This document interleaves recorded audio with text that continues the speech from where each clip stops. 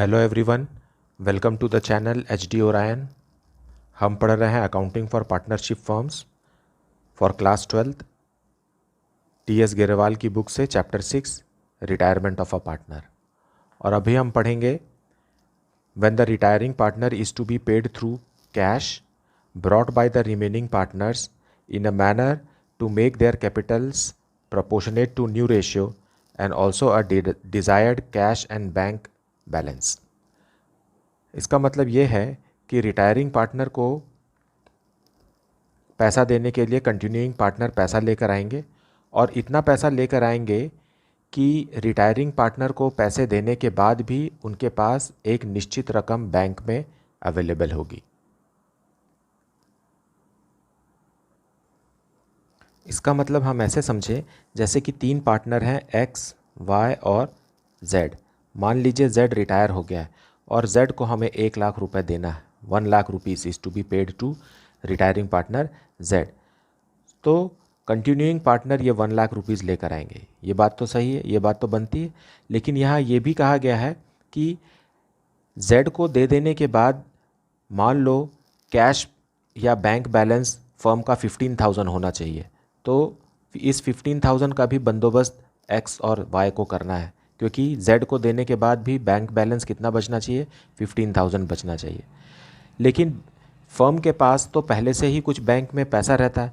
मान लीजिए कि वो 10,000 रुपीज़ पहले से ही था फर्म के पास, तो वो 10,000 रुपीज़ हम यहाँ से माइनस कर देते हैं।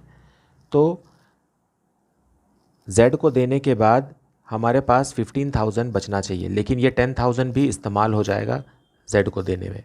इतना ही काफ़ी नहीं है, ये पैसे एक्स और वाई इस प्रपोर्शन में लेकर आएंगे कि उनका capital balance close down new profit sharing ratio में रहेगा। तो चलिए क्वेश्चन के माध्यम से देखते हैं। Let us see the question from the text book. Question number 53। X, Y and Z were partners sharing profits in the ratio of 5:3:2. Y retires on 1st April 2020 from the firm. On which date capitals of X, Y and Z after all adjustments are rupees 1,03,680, rupees 87,840 and rupees 26,880 respectively. The cash and bank balance at that date was rupees 9,600. Y is to be paid through amount brought by X and Z in such a way as to make their capitals proportionate to their new profit sharing ratio, which will be 3:2 or X 3/5 and Z 2/5. Calculate the amount to be paid or to be brought by the continuing partner if minimum cash balance of rupees 7,200 was to be maintained and pass the necessary journal entry. Now इस question में retiring partner Y है और Y को हमें देना है 87,840 rupees. ये रकम वाई को बिलोंग करती है। अब इसको पे करने में फर्म के पास जो ऑलरेडी कैश बैलेंस है 9,600, ये भी यूज़ होगा। लेकिन ये यूज़ होने के बाद वाई को पैसा दे देने के बाद भी फर्म के पास बैंक में 7,200 बचना चाहिए। तो हमें कंटिन्यूइंग पार्टनर एक्स और जेड से इतना पैसा मंगाना है कि वाई को पेमेंट करने के बाद फर्म के बैंक में 7,200 रुपीज़ बचे और साथ में कंटिन्यूइंग पार्टनर एक्स और जेड का कैपिटल बैलेंस जो है वो उनके न्यू प्रॉफिट शेयरिंग रेशियो में रहे, जो कि 3:2 है। So the question is asking to pass the necessary journal entry. लेकिन इसको समझने के लिए हम कैपिटल अकाउंट बना करके इसे बहुत क्लियरली इसे अच्छे से समझ सकते हैं। So let us make the capital account first, make the calculations and then we will pass the journal entry. Let us see. So solution 53, by balance brought down. By balance brought down is 1,03,680, 87,840 and 26,880. Now who is the retiring partner? Y is the retiring partner. अब Y को पैसा भी देना है और एक closing balance bank में maintain भी करना है। तो इसके लिए हमें total capital of the new firm निकालना पड़ेगा।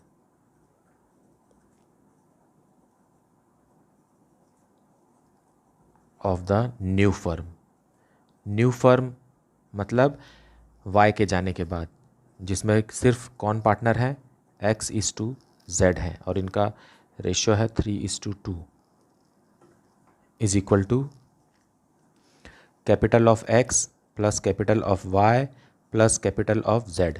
तीनों का कैपिटल, क्लोजिंग कैपिटल ले लेंगे, लेकिन इसमें minus opening cash balance plus closing cash balance add करेंगे। Closing cash balance, so what will it be, 1,03,680 plus 87,840 plus 26,880 minus opening cash balance as given in the question is 9,600। क्योंकि Y को पैसे देने में 9,600 यूज़ हो जाएगा, तो इसलिए इसको रिड्यूस कर देंगे, परंतु उसको देने के बावजूद भी फर्म मेंटेन करना चाहता है एक बैलेंस बैंक में जो 7,200। Now this will be the new capital of the new firm, so the grand total is 2,16,000। सो नया फर्म का टोटल कैपिटल 2,16,000 होना चाहिए, वो भी न्यू रेशियो में, दैट इज़ 3:2।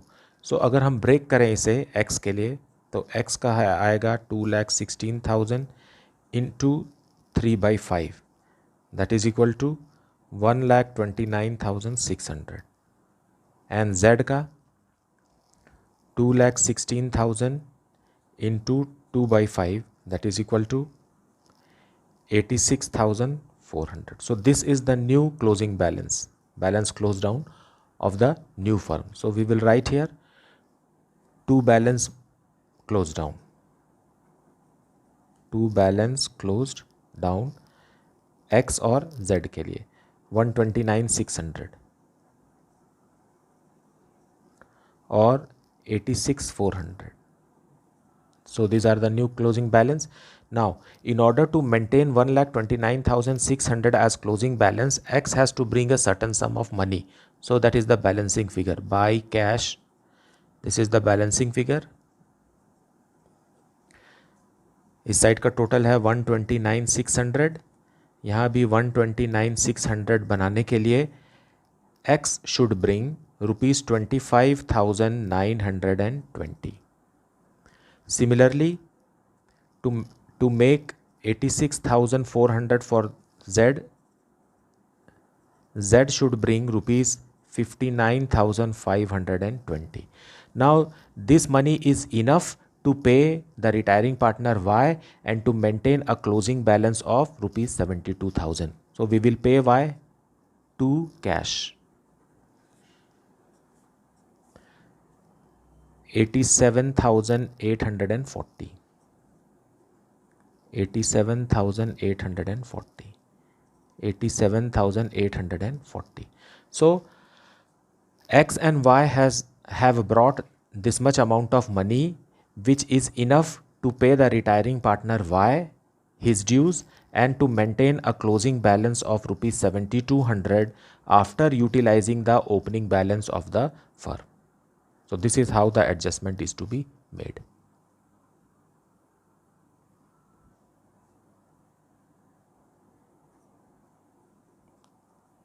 इसके लिए आप एक छोटा सा कैश अकाउंट बनाकर देख सकते हैं, यहाँ रफ में बना देते हैं इधर कैश अकाउंट। सी बैलेंस ब्रॉट डाउन कितना था 9,600, फिर X ने कितना पैसा लाया 25,920, फिर Z ने कितना पैसा लाया 59,520. सो grand total here you will get is 95,040. लेकिन हमने Y को पेमेंट किया 87,840, तो हमारे पास बैलेंस क्लोज डाउन कितना बच गया, ये ब्रॉड डाउन है, बैलेंस क्लोज डाउन कितना बचा, that is the balancing figure 7,200. So this is the condition what the question has asked, that utilizing the opening cash balance after paying Y, the closing balance should be 7,200. So what amount should X and Z continuing partner should bring? This is determined from the partner's capital account. In this way, total capital of the firm. Now we will pass journal entry for cash brought by the continuing partner X and Z and cash paid to the retiring partner Y. Let us see the journal entry. So journal entry, cash account debited, पैसा आ रहा है, किन से आ रहा है? To X capital account and to जेड्स capital account. X is bringing 25,920 and Z 59,520. Grand total is 85,440. Being cash by X and Z. Then second entry is Y's capital account. Retiring partner है Y, उसको पैसे दे रहे हैं. To cash it is 87,840.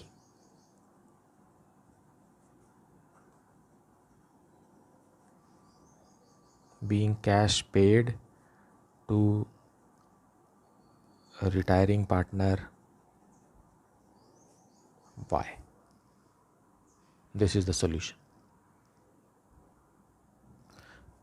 Let us see the next question. Question number 54. A, B and C are partners in a firm sharing profits and losses in the ratio of 3:2:1. Their balance sheet as at 31st March 2020 is, liability side दिया हुआ है creditors, bills payable, general reserve और capital, और asset side दिया हुआ है cash in hand, debtors minus provision, stock, furniture, machinery and goodwill. इसमें से goodwill को write off करना पड़ेगा old ratio में और जनरल रिजर्व को भी डिस्ट्रीब्यूट करना पड़ेगा ओल्ड रेशियो में. Now remaining information is B retired on 1st April 2020 on the following terms. Provision for doubtful debts be raised by ₹1,000. Stock to be reduced by 10% and furniture by 5%. There is an outstanding claim of damages of ₹1,100 and it is to be provided for because it is not here in the balance sheet, so we have to increase the liability. Creditors will be written back by 6,000, मतलब creditor को कम करना है 6,000. Goodwill of the new firm is ₹22,000. Goodwill at the time of retirement of the partner is ₹22,000. So treatment of goodwill in gaining ratio is to be showed. B is paid in full with the cash brought by A and C in such a manner that their capitals are in proportion to their profit sharing ratio and cash in hand remains ₹10,000.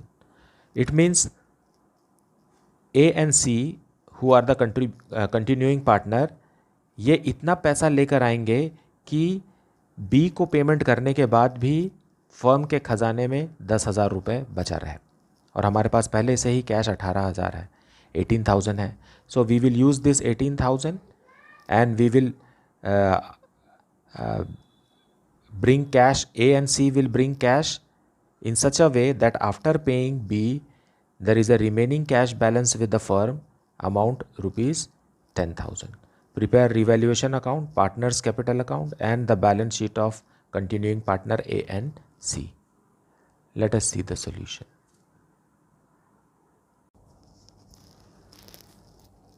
Now solution 54. Provision for bad and doubtful debts is to be increased. So we know that decrease in asset or increase in liability debit side and increase in asset or decrease in liability on the credit side, because it is a nominal account. So all the losses on the debit side or increase in liability. So to provision for doubtful debts,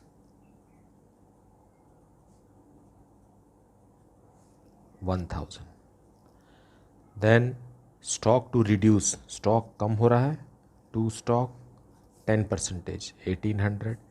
furniture भी कम हो रहा है 5%, 1,500.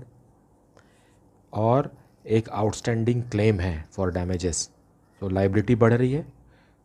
To outstanding claim on damages 1100. Creditors will be written back, so decrease in creditors, so buy creditors 6000. So profit होने वाला है grand total 6000.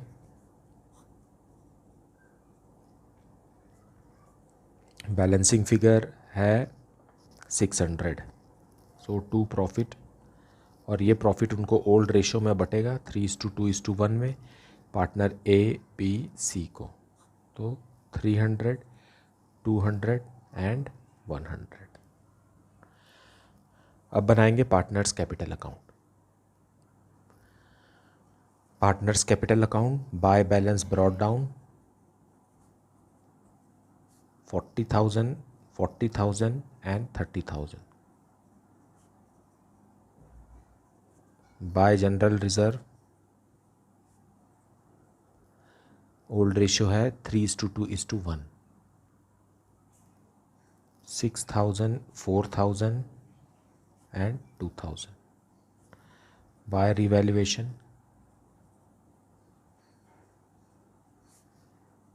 300, 200 and 100.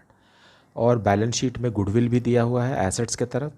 सो वो debit balance होता है तो डेबिट में राइट ऑफ होगा to goodwill, old goodwill in old ratio. 10,000 old ratio में 5,000, 3,333 and 1,667. Now treatment of goodwill. Treatment of goodwill calculated on retirement of a partner is 22,000. So retiring partner B is goodwill. B's goodwill is equal to 22,000 into 2/6. That is equal to 7,333. Now this will be broken in gaining ratio. वो gaining ratio जो है वो new ratio ही है 3:1, क्योंकि इनका old ratio था 3:2:1. इसमें से सेकंड पार्टनर बी चला गया तो न्यू रेशियो जो है वही इनका गेनिंग रेशियो है. So how much will A give, A कितना देगा, A is equal to 7,333 into 3/4, that is equal to 5,500. और बी देगा 7,333 into 1/4, that is equal to 1,833. ये है गुडविल. सो यहाँ ये बी नहीं है, ये C, continuing partner C. By S capital account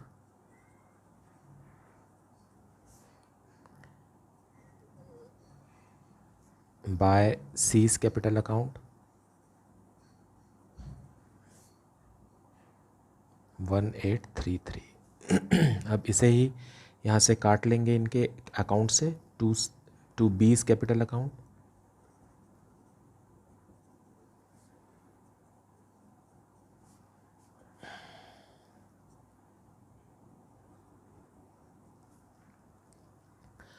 अब ग्रैंड टोटल करके इनका बैलेंसिंग फिगर निकालेंगे ताकि नए कैपिटल को एडजस्ट कर सकें. This is 1,833. Now grand total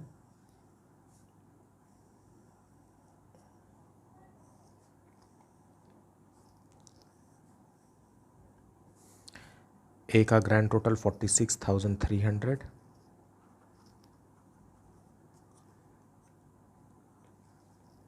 two balance close down, क्योंकि कैपिटल को नए तरीके से एडजस्ट करना है इसलिए पहले उसे बैलेंस क्लोज डाउन करेंगे, उसके बाद हम उसको प्रॉफिट शेयरिंग रेशियो में लाएंगे. To balance closed down 35,800 and here grand total is 51,533.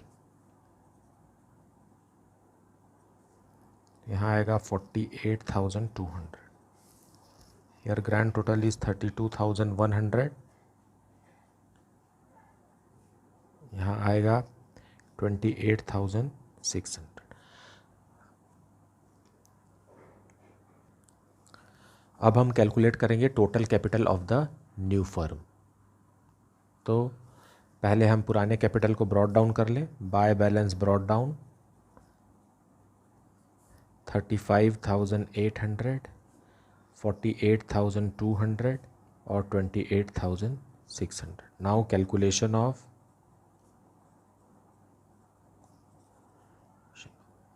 Total capital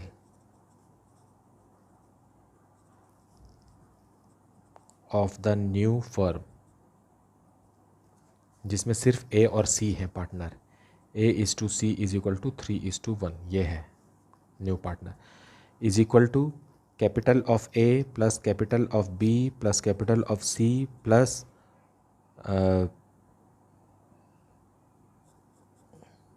minus opening cash balance plus closing cash balance.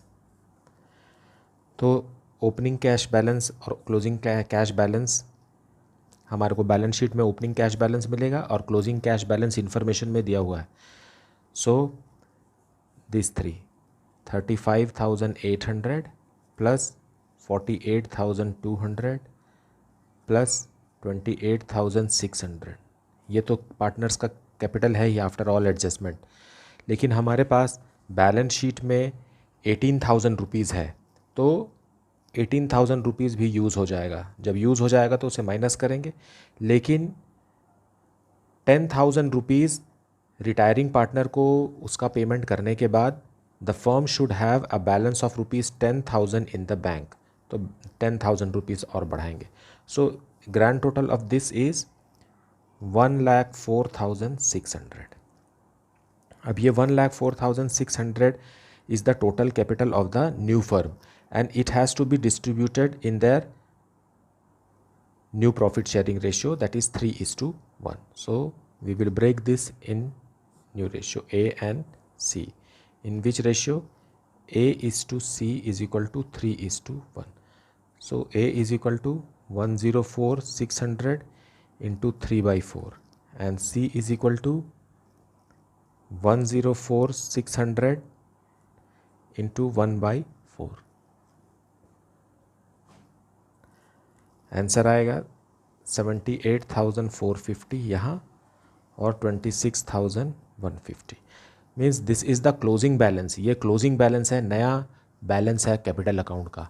तो हम कैपिटल अकाउंट में लिखेंगे यहाँ टू बैलेंस क्लोज डाउन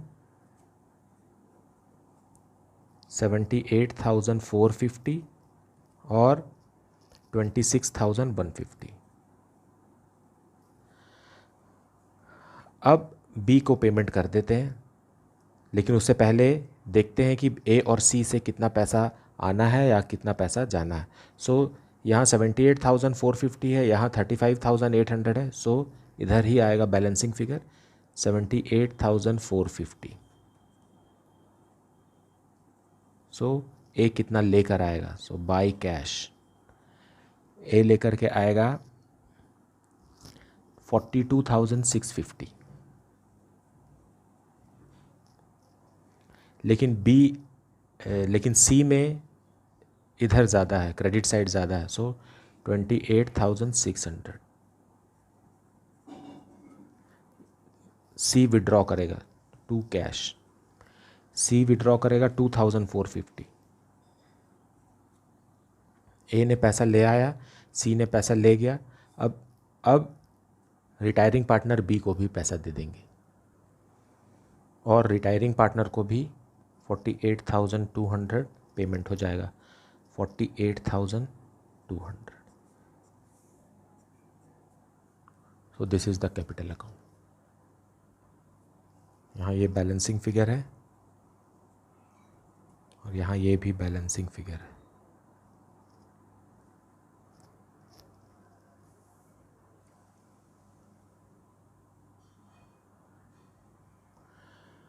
अब हम बनाएंगे balance sheet of the new firm. Balance sheet as on 1 April 2020। सबसे पहले capital of A and C. 78,450 and 26,150. Grand total is 1,04,600. फिर है क्रेडिटर्स, 6,000 कम हो गया है 30,000 में से, तो बचा 24,000. Then bills payable, no change 16,000. Then outstanding claim for damages,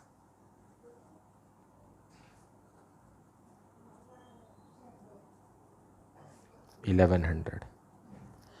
और एसेट्स की तरफ कैश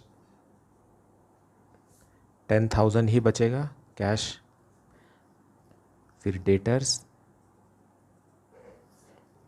25,000 लेस प्रोविज़न, और प्रोविज़न 1,000 बढ़ गया है, सो 4,000 लेस, इट इज़ 21,000. फिर stock is reduced by how much, 10%, so 16,200. furniture 5% कम हो गया 28,500. and machinery, no change in machinery. Grand total 1,45,700. आप छोटा सा बैंक अकाउंट या कैश अकाउंट बना के देख सकते हैं आप रफ में कि 10,000 रुपीज़ बचा है कि नहीं. सो लेट अस सी कि कितना है. हम अगर कैश अकाउंट बनाते हैं, ऐसा ही रफ में छोटा सा बना लेते हैं.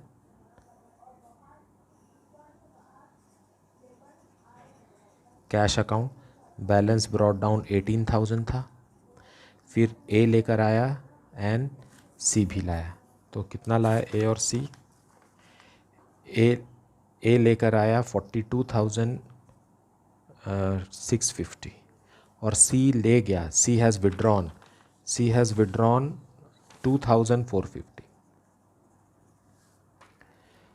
And B has also withdrawn, B भी ले गया अपना 48,200. नाउ अब अगर बैलेंसिंग फिगर चेक करेंगे तो balance close down will come 10,000, क्योंकि इस तरफ का टोटल है 60,650, यहाँ भी 60,650. In this way you can check that opening balance of cash was 18,000, but now closing balance as suggested in the question is maintained at rupees 10,000 after payment of retiring partners share. So that is the solution. मुझे उम्मीद है कि आपको सारे concepts अच्छे से समझ में आ रहे हैं. अगर कुछ भी डाउट है तो आप उसे कमेंट सेक्शन में ज़रूर लिखिए. Please like, subscribe and share my videos. Thank you so much for watching.